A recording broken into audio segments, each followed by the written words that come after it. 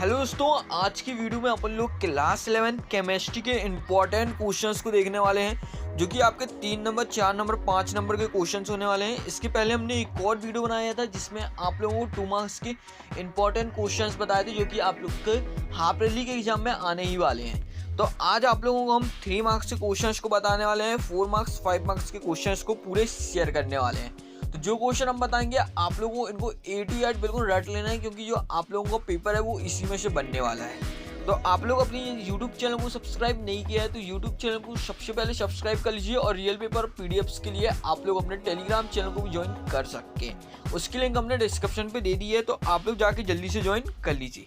चलिए, यहाँ पे सबसे पहला इंपॉर्टेंट क्वेश्चन आप लोगों का आता है यहाँ पे, why do element present in the same group have similar physical and chemical properties.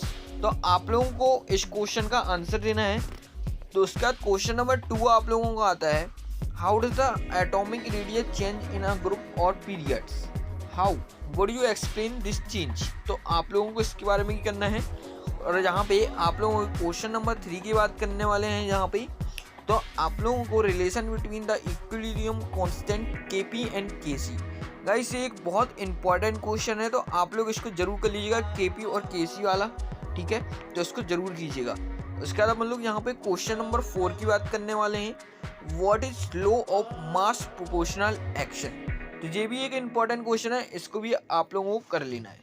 चलिए, अपन लोग यहाँ से क्वेश्चन नंबर 5 पे आते हैं। क्वेश्चन नंबर 5 आप लोगों को दिया गया है, BF2 तथा OF2 दोनों त्रिपार्णीय अणु होने के बाद भी उनका आकृति अलग क्यों नहीं है। ये एक बहुत ही इंपॉर्टेंट क्वेश्चन है गाइस, आप लोगों को इसको करना ही करना है, ठीक है। चलिए, अब हम लोग यहाँ से नेक्स्ट क्वेश्चन को देखेंगे। क्वेश्चन नंबर जो आप लोगों का 6th है, ठीक है।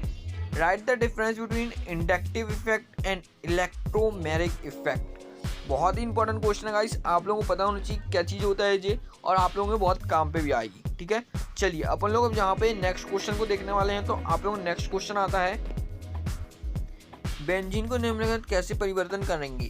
तो आप लोगों को बताना है, बेंजीन को यूज करते नाइट्रोबेंजीन बनाना है, टाउलिन बनाना है और एस्टोफिनोन बनाना है। बहुत इंपॉर्टेंट क्वेश्चन है, 100% आप लोगों का ये हाफ ईयरली में आएगा या फिर आप लोगों के फाइनल के पेपर में आने ही वाला क्वेश्चन है जी, ठीक है। तो इसको तो आप लोगों को कर ही लेना है।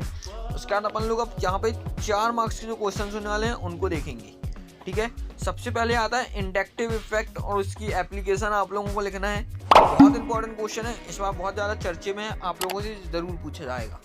उसके बाद गाइस आपका दूसरा क्वेश्चन आता है, what is electromagnetic effect, +E और -E को बताइए कि ये होता क्या है, ठीक है। तो आप लोगों को इसको भी बताना, बहुत ही इंपॉर्टेंट क्वेश्चन है, ठीक है। उसके बाद यहाँ पे explain function group isomerism and side isomerism giving one example. तो आप लोगों को बताना है कि दोनों आइसोमेरिज्म्स के बारे में, और भी आइसोमेरिज्म्स होते हैं लेकिन ज़्यादातर यही वाले आइसोमेरिज्म्स को पूछा जाता है। तो आप लोगों को इनको बताना है। क्वेश्चन नंबर 4 की बात करने वाले हैं यहाँ पे, इलेक्ट्रिकफिलिक एंड न्यूक्लियोफिलिक को आप लोगों को बताना है क्या होता है, और इसके एग्जाम्पल्स भी बताना है। चलिए, अब हम नेक्स्ट क्वेश्चन देखेंगे। क्वेश्चन नंबर 5 को देखने वाले हैं यहाँ पे। तो आप लोग को देखिए, इसको करना है, हंस लॉ है और पाउली लॉ है, ठीक है ना। तो आप लोगों को इसको अच्छे से कर लेना है, बहुत इंपॉर्टेंट है ये दोनों ही रूल्स। उसके बाद आपका हिंजबर्ग अनसर्टेनिटी प्रिंसिपल आता है, ये एक बहुत ही इंपॉर्टेंट है गाइस, आप लोग इसको जरूर देख लीजिए। कई बार आप लोगों का ये क्वेश्चन पेपर में पूछा जा चुका है, हाफ ईयरली में भी आया है और फाइनल के पेपर में भी आया है आप लोगों के, ठीक है ना। तो इसको भी कर लीजिएगा। उसका ड्यूअल नेचर ऑफ मैटर एक बहुत ही इंपॉर्टेंट क्वेश्चन है, और डीप रेगुलेशन।